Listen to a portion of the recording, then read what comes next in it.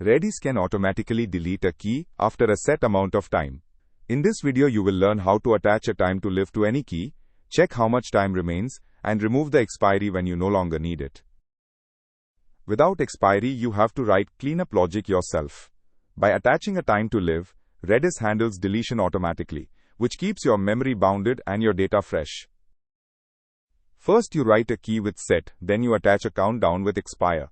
TTL lets you peek at the remaining seconds. Persist cancels the countdown, and once the timer hits 0, Redis removes the key on its own. Watch TTL count down between the two calls, then jump back to -1 after persist removes the expiry. The final pair shows the EX option on set, which sets value and TTL in a single atomic command. The most common PR mistake is a set followed by a separate expire call. If the process crashes between those two commands, the key lives forever. Using the EX option on set eliminates that race entirely. To summarize, always set the value and the TTL together with the EX option. Remember that overwriting a key strips its expiry, and handle the -2 return from TTL so your code does not silently read nil.